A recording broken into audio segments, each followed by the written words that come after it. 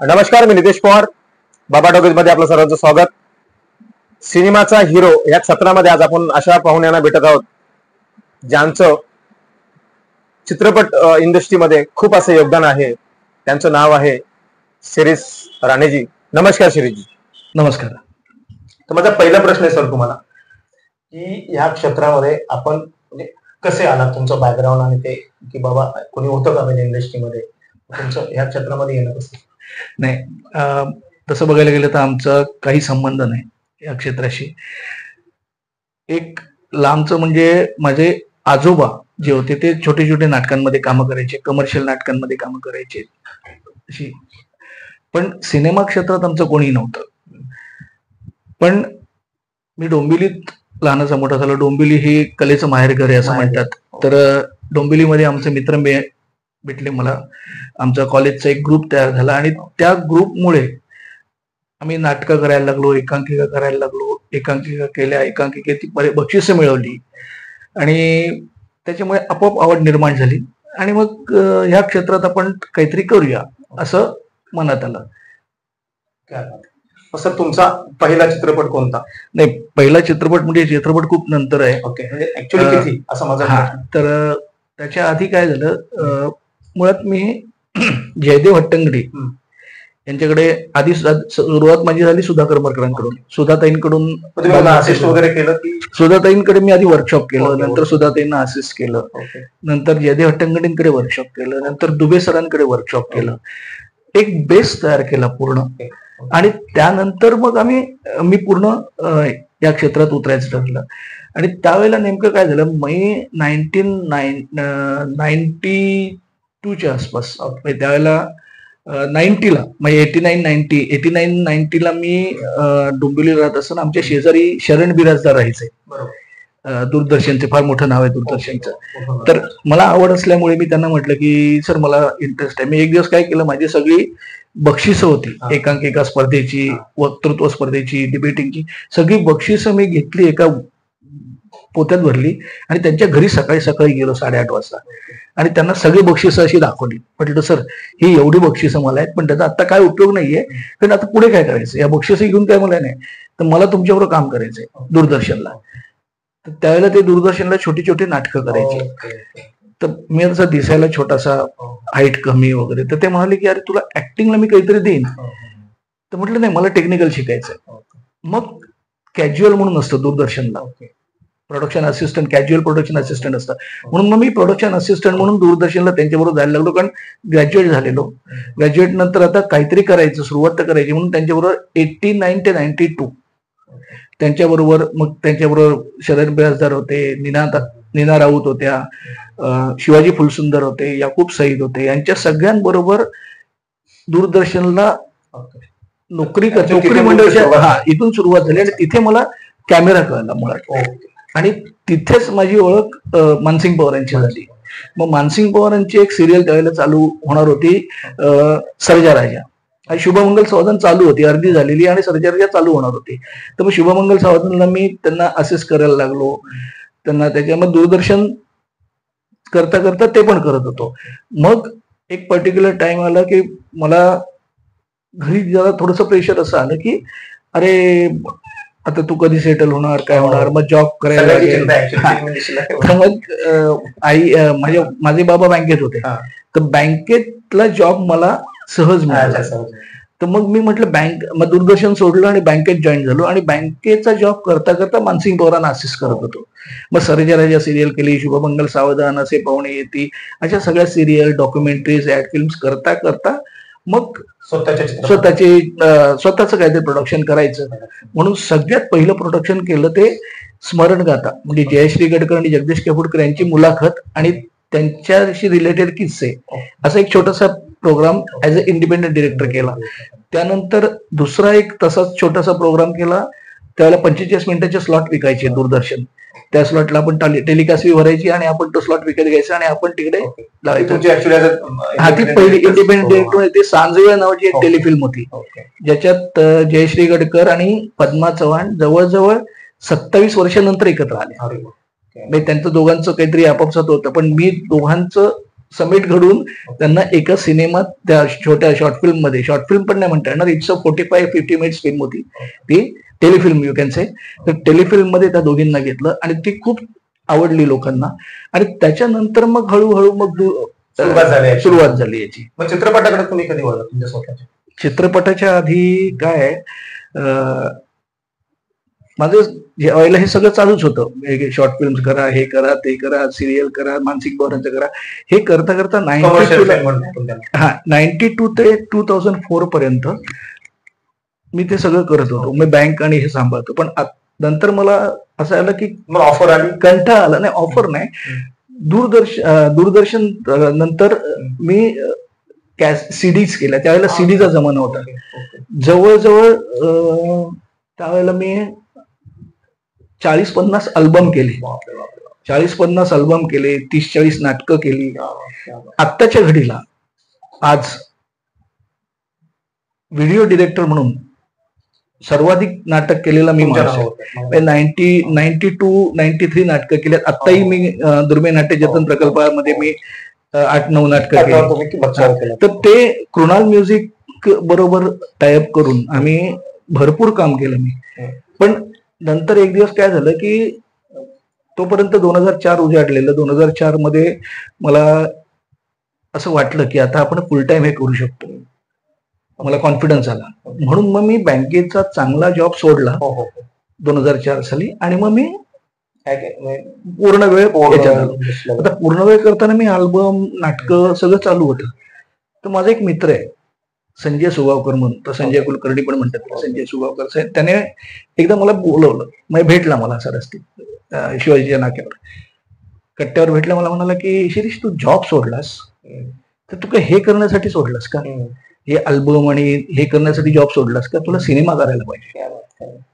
तर म्हटलं यार सिनेमा करायला पाहिजे यार, पण कसा करायचा. म्हटलं तू करशील. एक कॉन्फिडन्स आला, त्याने दिला कॉन्फिडन्स की नाही कर तू. तो एक माझा खूप जवळचा मित्र आहे. सिनेमा करायचा म्हटल्यानंतर मग आमची शोधाशोध सुरू झाली. मग आनंद मसवेकर जे माझ्या बरोबर सिरियल मध्ये वगैरे, त्याच्यानंतर मी काही सिरियल पण केल्या एकत्र, मी आणि मसवेकरांनी.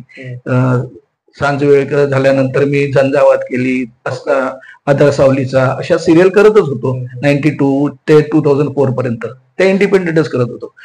तेव्हा मसवेकरांना म्हटलं की आपल्याला सिनेमा करायचा आहे, तर सिनेमा करण्यासाठी काय करायचं. तर मग गोष्ट पाहिजे पहिली सिनेमाला. त्यांनी मला एक गोष्ट सांगितली, मला खूप आवडली ती गोष्ट. तर आता माझ्याकडे सिनेमा करायला पैसे तर नव्हते, कारण मी एवढं तर पैसे आपण नाही करू शकत. ते इकडे तिकडे जमा करून एक आम्हाला निर्माता भेटला, त्याचं नाव नाही सांगत आता. निर्माता भेटला. निर्माता म्हणाला की हा चांगली गोष्ट आहे, आपण करूया, मस्त आहे, प्रॉब्लेम नाही, काहीच नाही, आपण करूया ही गोष्ट. आणि त्याप्रमाणे त्यांनी जेव्हा मला कॉन्फिडन्स की हा करूया म्हटल्यावर मी कोण आहे म्हटलं रीमा लागू असेल. तुम्ही तयार आहे का ती. म्हटलं नाही, मी त्यांना बोलतो. नाही तू तिला सांग, तुला सांग की करायचंय, आपण करूया.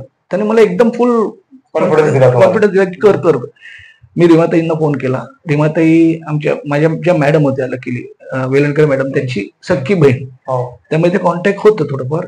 पण तिथं मला फोन, म्हणजे रीमाताईंनी मला सांगितलं की अरे शिरीष, मी 7 लाख रुपये घेते यायला, तुला परवडणार. म्हटलं मॅडम मला परवडणार नाही, पण तुम्ही माझी गोष्ट ऐका. म्हणून मग रीमाला गोष्ट ऐकवायला मी पार्ल्याला गेलो. एक नाटक कुठलं तरी होतं, ते नाटक बघितल्यानंतर रीमाताईंनी बाजूला ते सीसीडी आहे पार्ला डिनरच्या बाजूला, ते सीसीडी मध्ये गोष्ट ऐकली. रीमाताई म्हणाली की कधी करायचं शूट. तर म्हटलं नाही आता पैशाचं बोला. म्हणजे पैसे तू देशील ते. म्हटलं मी खुश झालो एकदम. म्हटलं तुम्ही सांगा, आता मला काहीच प्रॉब्लेम नाही. मग असं करत मी रीमाताई झाल्या, मग आनंद अभ्यंकर, मग असं करत स्मिता तळवलकर, अशोक शिंदे, अशी सगळी मोठी कास्ट माझ्या ज्या रिलेशन मध्ये होते सगळे, त्यांना बोलवून सगळ्यांना एकत्र सगळ्यांना सांगितलं आपण सिनेमा करतोय. आनंद मसवेकरांनी तो लिहिला, सगळं झालं. आणि ज्या दिवशी ऍडव्हान्स देणार होता प्रोड्युसर, त्यावेळेला प्रोड्युसरनी टांग मारली.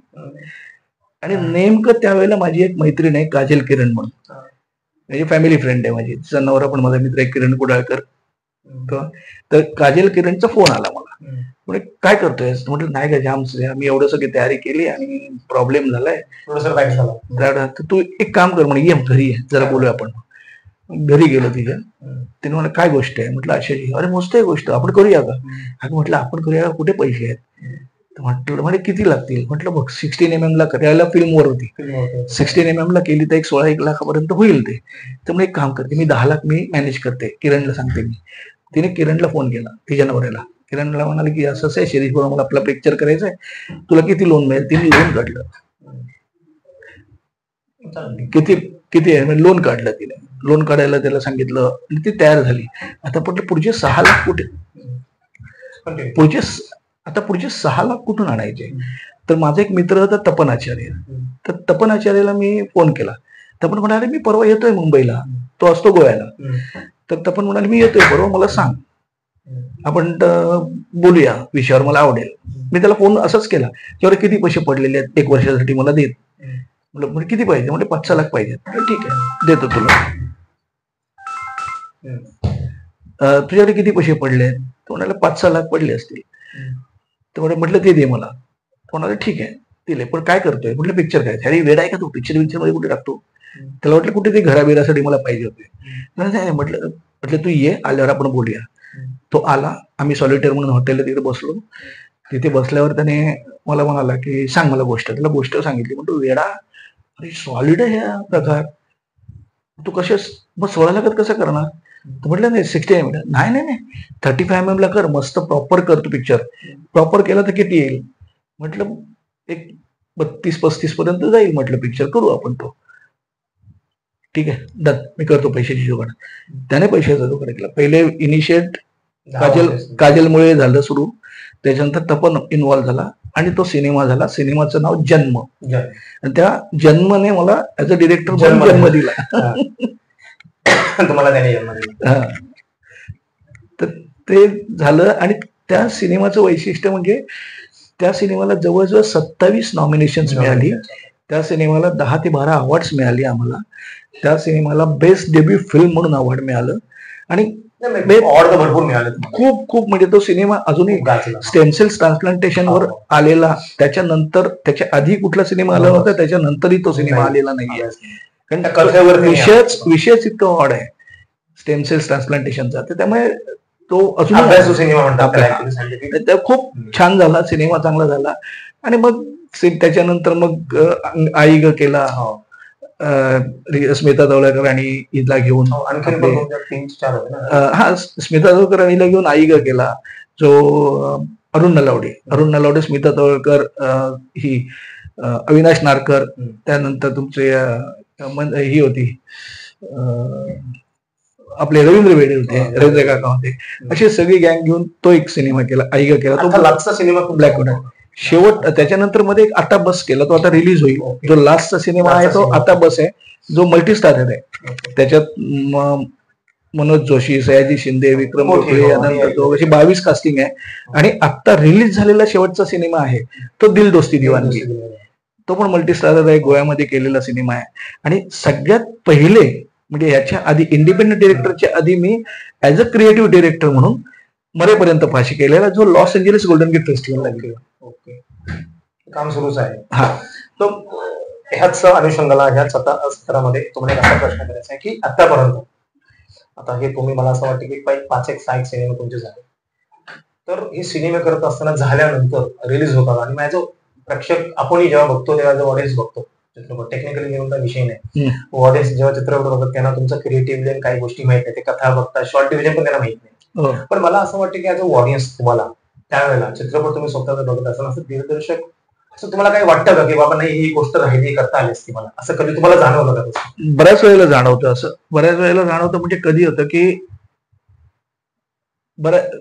आपल्याला कसं आता बजेट कन्स्टंट असतं. आपल्याला एक पर्टिक्युलर बजेट दिलेलं असतं. आता जन्म सिनेमा तर आम्ही कोऑपरेटिव्ह बेसिसवरच केला. म्हणजे लिटरली सगळ्यांनी मला इतकं कोऑपरेशन केलं की त्याला विचारतो. त्याच्यानंतर सगळे जे कमर्शियल सिनेमे केले तर एक पर्टिक्युलर बजेट असतं. आणि ते पण खरं आहे कारण आपल्याकडे मराठीमध्ये असं नाहीये की तुम्ही 15-20 करोड टाका आणि मग तेव्हा त्याचे 100 करोड येतात असं काही नाहीये. तर त्यामुळे बजेट आता एक उदाहरण सांगतो, मला एक सीन करायचा होता आता बसमध्ये. तो मिनिस्टरला तो किडनॅप करतो आणि तो जाऊन एका रेल्वे लाईन वर त्याला बांधून ठेवतो. मी लिहिलेला आहे तो सीन, आणि तो त्याच्याकडून ती कबुली घेत असतो भ्रष्टाचाराची. भ्रष्टाचारावर पूर्ण सिनेमा आहे. आणि तो सांगतो की तू बोल 15 मिनिटात गाडी येणार, 15 मिनिटात गाडी येईल, जर गाडी यायच्या आत तू जर केलंस तर मी तुला सोडतो. आणि तो काय बोलायला तयार होत नाही. तो म्हणतो जा. तितक्यात एक माणूस असा, ते हे करतात ना, ट्रॅक चेक करतात, तसा ट्रॅक चेक करायला येतो. ते बघतो एक माणूस आहे. तो म्हणतो इथे कशाला तू बसलायस? म्हणतो अरे मी असं आहे, मला सोड. म्हणतो नाही सोडायला पाहिजे, सोडायला जातो. तर म्हणतो की बरं झालं तू, आता मी तुझं ना हे करतो, मी मंत्री आहे वगैरे. तर तो थांबतो. तो जो कामगार असतो तो म्हणतो मंत्री, मग तू असंच मारायला पाहिजे. हा मला सीन शूट करायचा होता. पण मी जेव्हा ट्रॅकची परमिशन बघायला गेलो, किंवा त्याला त्यांनी 6 लाख रुपयाचं डिपॉझिट द्या, अमुक द्या, तमुक द्या, हे द्या, ते द्या, असं सगळं सांगितलं. त्यामुळे तो सीनच नाही मला करता आला. पण तो सीन जर केला असता तर खूप अंगावर आला असता. तर अशा बऱ्याच वेळेला बऱ्याच गोष्टी बऱ्याच वेळेला. पण ते कॉम्प्रोमाइज इतकं पण नाही करायला लागत की बाबा तुम्ही त्याच्यातच जास्त स्किल आहे. तुम्ही कमीत कमी पैशामध्ये, कमीत कमी रिसोर्सेस मध्ये तुम्ही जास्तीत जास्त चांगलं कसं काय करता. आता 27-28 अवॉर्ड मिळालेलं आम्ही 32-35 लाखात केलेला सिनेमा. त्याच्यानंतर आई गा तो 5 करोड मध्ये. आता तो हिंदीला करणार आहे, तो तशा त्या लेवलला ऍक्च्युअली की फंड ना, ऍक्च्युअली ओपनली बोलतो, म्हणजे ओपनच बोलूया आपण की बाबा पैशा अभावी म्हणा किंवा जे पण आहे, म्हणजे जे लेखकाने लिहिलेलं आहे किंवा ऍज अ रायटर डायरेक्टर तुम्ही स्वतः असाल, जे तुम्ही लिहिला तर तुम्हाला करण्यासाठी त्याच्या पाठी लागतो एक फंड. तो फंड मिळाला तर खूप उत्तम गोष्ट आहे. तुमचं म्हणजे कलाकृती तशी तुम्हाला दिसते, पण कॉम्प्रो करूनच मग ते करावं लागतं. पण नुसत्या पैशाने पण सिनेमा होत नाही. तुम्हाला गोष्ट स्ट्रॉंग लागते. गोष्ट स्ट्रॉंग, जर जेवढी स्ट्रॉंग गोष्ट आहे तेवढा तुमचा सिनेमा चांगला. ह्याच एक धरून एक अनुषंगाने प्रश्न आहे की मराठी चित्रपट आता का चालत नाहीत? त्याला कारण डिस्ट्रीब्युटर, प्रोड्युसर की दिग्दर्शक? कसं आहे, कुठलाही निर्माता किंवा कुठलाही दिग्दर्शक मला सिनेमा वाईट करायचंय म्हणून करत नाही, बरोबर. पण एक उदाहरण सांगतो. प्रोड्युसर पण काय होतं, कोणीतरी त्याला घोड्यावर बसवतं, कुठेतरी जमीन विकलेली असते, जागा विकलेली असते, कुठून तरी पैसे आलेले असतात, आणि मग ते ग्लॅमर असतं, मला करायचं आहे, त्याला काहीच माहिती नसतं. आणि मग कोणीतरी कुठेतरी 4 असिस्ट केलेला, 2 सिरियलला कुठेतरी 3rd-4th असिस्टंट असतो, तो त्याला घोड्यावर बसवतो आणि मग पुढे बट्ट्या बोलवतो. तर निर्मात्याने सुद्धा, जर तुम्ही तुमच्या बायको बरोबर जेव्हा एखादा खरेदी करायला जातात, ती साडी खरेदी करायला जाते, तर ती 4 दुकानं फिरते, 4 दुकानं ते 4 मैत्रिणींना विचारते की कसं आहे, काय आहे, कुठलं दुकान चांगलं आहे का, त्या दुकानात चांगली मिळते का, त्या दुकानात स्वस्त मिळते का, असं बायको जर विचारते. तर मग तुम्ही जर एखाद्या ठिकाणी 50 लाख, 1 करोड, 2 करोड, 3 करोड घालताय, तर मग तुम्ही तो विचार का नाही करत निर्माते की याने आधीचं काय केलं? भले तो पिक्चर चालू न चालू आधीचा सिनेमा, पण ऍटलिस्ट बनवलेलं तरी काय आहे, नॉलेज घेतलं, त्याला काय नॉलेज आहे का ते तर बघा. आज माझ्याकडे आता जवळजवळ, म्हणजे मी भाजप चित्रपटाकडेच उपाध्यक्ष आहे, तर माझ्याकडे जवळजवळ आता 140 सिनेमे आहेत जे रेडी आहेत, रिलीजच नाही आहेत, आणि कोणी कुठूनही काही केलेले आहेत सिनेमे.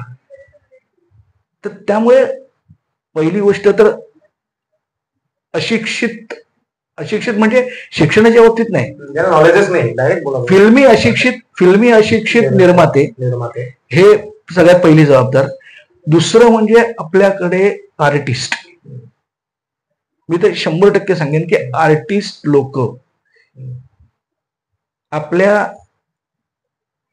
म्हणजे आपले आता काय म्हणतात त्याला, आपण जेवढे पैसे घ्यायला पाहिजे ते कितीतरी पट जास्त पैसे सांगतात, कितीतरी पट. आता नावं घेत नाही, पण काही आर्टिस्ट, त्यांना निर्मात्याशी चित्रपटाशी मतलब नसतो, निर्मात्याशी मतलब नसतो. मला एवढे पैसे द्या. अरे तुमच्या नावावर 40 लाख रुपये तुम्ही मागता, 40 जण तरी तुमच्या नावावर पिक्चर बघायला येतात का? 40 लाख तुम्ही मागता, तुमच्या नावावर 4 लाखाचा ती गल्ला येतो का? मी आता नाव नाही सांगत, पण एका मोठ्या आर्टिस्ट बरोबर माझं हे झालेलं, तर मग अरे मला नाव आहे, मला मार्केट आहे. म्हटलं ठीक आहे, एक काम कर, आपण सिनेमात पैसे नाही देत तुला सिनेमाचे, आपण मुंबईचे जेवढं कलेक्शन आहे ना तेवढं तू घेऊन जा चल. मग ते तू आता माझ्याकडे किती मागतोयस, एक अमाऊंट मागतोयस ना, अख्खं मुंबईचं कलेक्शन आहे ना, तू घेऊन जा. मी बोलतो प्रोड्युसरशी, आहे का तयारी? हा नाही, असं कसं होईल? अरे मग तू कुठल्या बेसिसवर पैसे मागतोयस? हे बघ, प्रत्येक जण पैशासाठी करतं, मी पण पैशासाठी करतो, मला पण माझ्या कामाचे पैसे मिळतात, पण ते तुम्ही प्रॉपर सांगा ना. तुम्ही सांगाल मी 40 लाख घेतो, 60 लाख घेतो, 20 लाख घेतो. काल आलेल्या पोरी पण सांगतात आम्ही 15 लाख घेणार आणि 20 लाख घेणार. तुम्ही नीट विचार करून काय ते सांगा ना. कोणी म्हणे मी 40 लाख घेतो, मी 60 लाख घेतो. काल आलेल्या पोरी नाही 15 लाख किंवा 20 लाख तरी मला, अरे 20 लाख 15 लाख कशाचे होते? तुम्हाला रस्त्याने जाताना कोण ओळखत नाही, मग तुम्ही कुठल्या बेसिसवर पैसे मागता? तर त्यामुळे कलाकारी आहे. आणि त्याच नंतर कारण आपल्याकडे कोणीही एकही शाहरुख खान नाहीये, एकही सलमान खान नाही की ज्याच्या नावावर सिनेमा जातो. नाटकामध्ये तरी एक आपल्याकडे एक माणूस आहे नाटकामध्ये, प्रशांत दामले यांचं नाव असेल आणि प्रशांत दामले, तर ऍटलिस्ट तिकीट विकली जातात, चित्रपट हाऊसफुल होतो. मला एक नाव सांगा मराठी मधलं की ज्याच्या नावाने चित्रपट चालतो, ऑडियन्स थिएटरला येतं. आपल्याला कोणच नाही. सो कॉल्ड फार मोठे आर्टिस्ट स्वतःला समजतात, आहेत ऍक्टर म्हणून ते खूप ग्रेट आहेत, ऍक्टर म्हणून चांगले असतील, पण तुम्ही समोरच्या निर्मात्याचा, समोरच्या दिग्दर्शकाचा काय ते विचार करा. दुसरी गोष्ट, मराठीतला आर्टिस्ट हा प्रमोशन कडे पूर्ण दुर्लक्ष करतो. मला आत्ता दिल दोस्ती दिवानगीच्या वेळेला ते उदाहरण आलं. माझा एक आर्टिस्ट होता, त्याची सिरियल चालू होती, तो माणूस सिरियल चालू होती म्हणून प्रीमियरला पण नाही आला, तो लीड रोल करतोय त्या सिनेमात.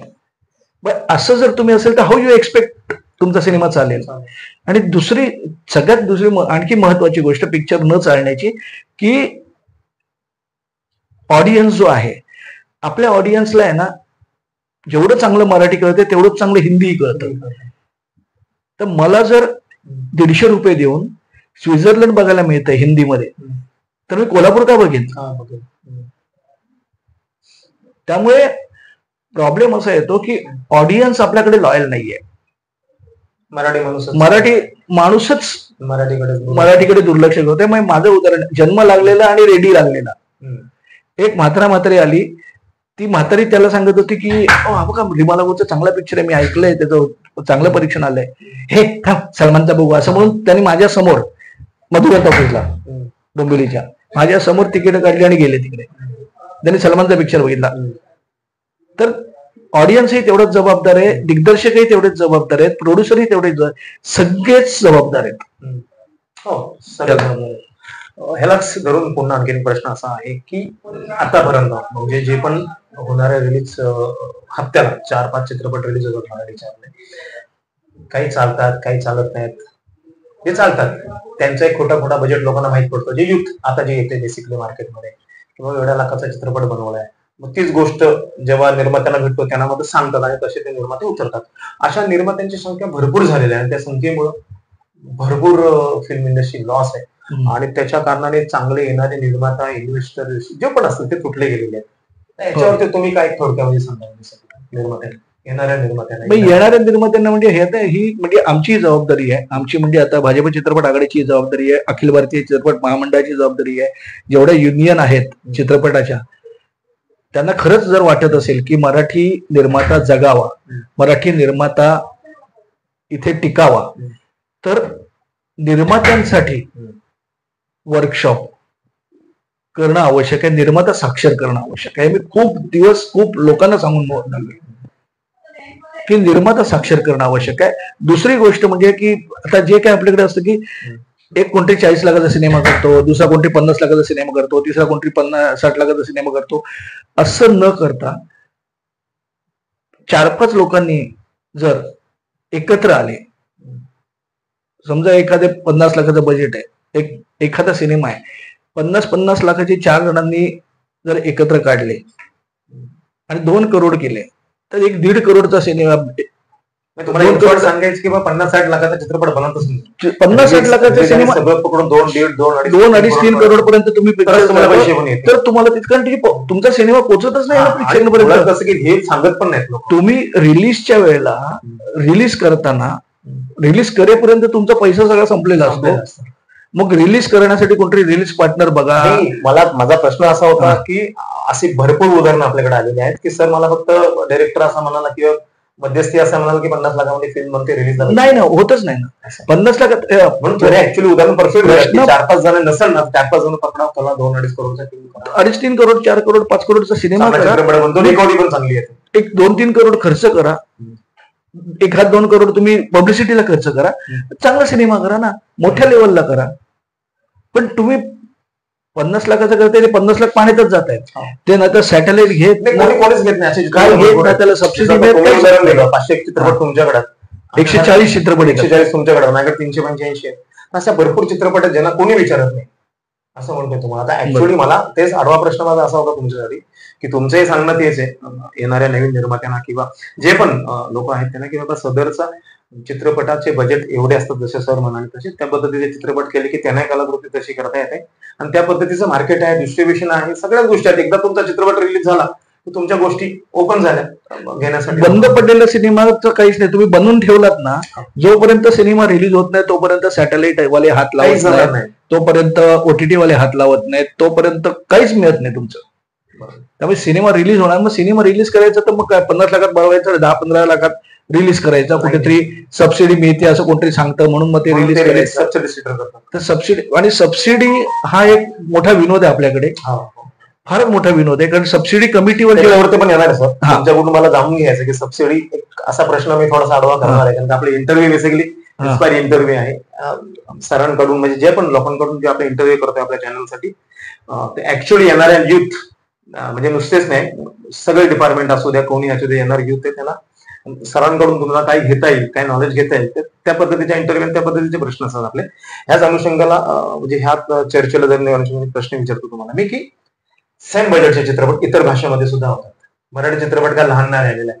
आपला चित्रपट 20-25 करोड पर्यंत गेला आणि 100-150-150 कोटी रिकव्हरीला पण पार झालेला आहे. पण मला आणखीन एक शंका, किती झाले तसे असे मोठ्यावरती मोजणार आहे, किती झाले हा तोच प्रश्न, मोठ्यावरती मोजणार आहे. म्हणून एक प्रश्न माझा असा आहे की 2-2.5-3 करोडची फिल्म बनव, इतर लँग्वेजची पण आहे बनते, ते चित्रपट बनवल्यानंतर ते प्रॉपर चालतात आणि निर्मात्याने पैसे रिकव्हरी येतात. तर आपल्याकडे एवढ्याच बजेटचे चित्रपट करून सुद्धा काही चालत नाहीत. रिपीट प्रश्न आहे तुम्हाला तो, त्याला कारण काय? तोच कारण आहे ना, आपल्याकडे माणसं 2-2.5 करोड का होतात सिनेमा. तुम्हाला असं वाटतं का सर की कधी कधी जे बनवणारे असतील, कोणी असू द्या, टीम असू द्या, पूर्ण प्रोडक्शनची 70-80 लोकांची, डिरेक्टर असू द्या, रायटर असू द्या, लेखक असू द्या, म्हणजे कुठं कथा म्हणजे काय म्हणतात त्याला, ते परीक्षण मध्ये प्रॉब्लेम झाला का, मेकिंग मध्ये प्रॉब्लेम झाला का, म्हणजे ऑडियन्सना आवडणाऱ्या गोष्टी आपल्याकडून कमी पडल्या का, असं काही नसतं. काय होतं, एक तर तुम्ही करताय जो सिनेमा तो तुम्ही अभ्यास करून करा, निर्मात्याने पण अभ्यास करून दिग्दर्शक निवडा, निर्मात्याने पण अभ्यास करून, निर्मात्याला इंटरेस्ट असतो की अरे ती हिरोईन माझ्याबरोबर फोटो काढते, याच्यामध्ये इंटरेस्ट असतो. तुम्ही धंदा म्हणून या इकडे, बिझनेस म्हणून. ऍक्च्युली हा पॉइंट आहे सर, तुम्ही बिझनेस म्हणून या, तुम्हाला हाऊस म्हणून नका येऊ. प्रोडक्शन हाऊस करा, पण ते हाऊस म्हणून प्रोडक्शन नका करू.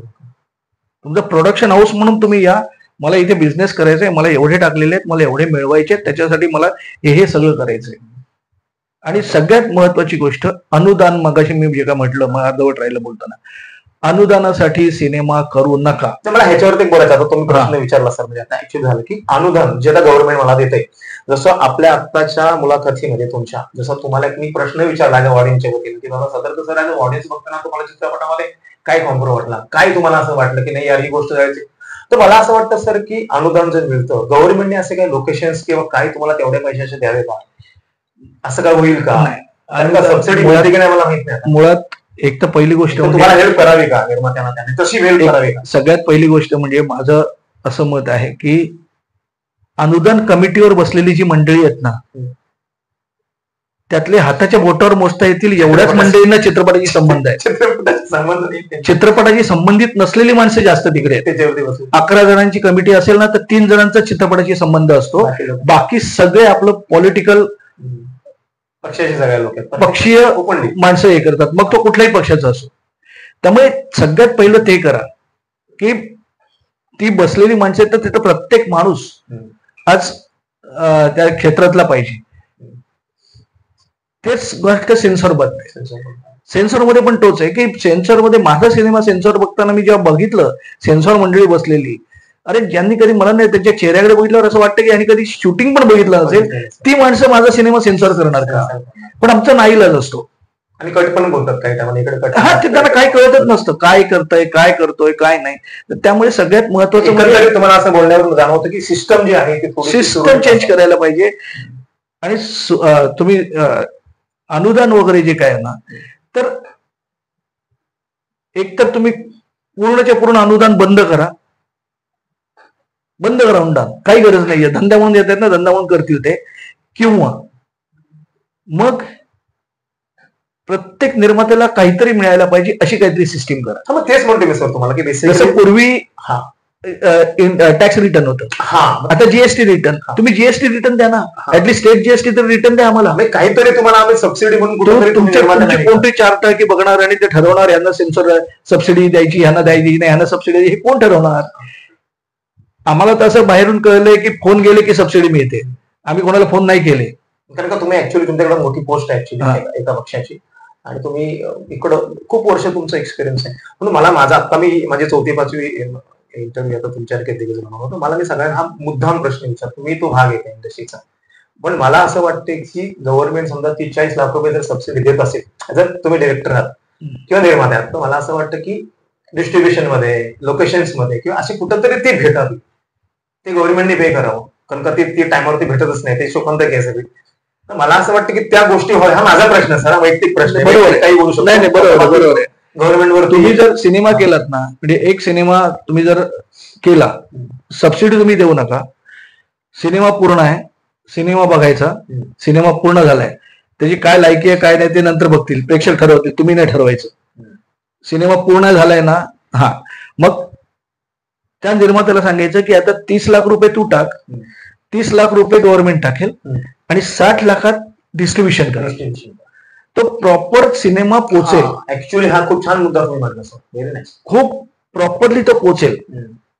अदरवाईज लोक काय, सर आपण काम करूया, 70 लाखात सिनेमा बनवूया, 40 लाख इकडचे मिळतील, 30 लाख तिकडचे मिळतील, 20 लाख इकडचे मिळतील, 70 लाखातले 90 लाख इकडे झाले, 20 लाख तुम्ही प्रॉफिट, आपण परत तुमचं नाव होणार. हे जे काही निर्मात्यांचं हे काय ना, पैसे द्यायचंच नाही.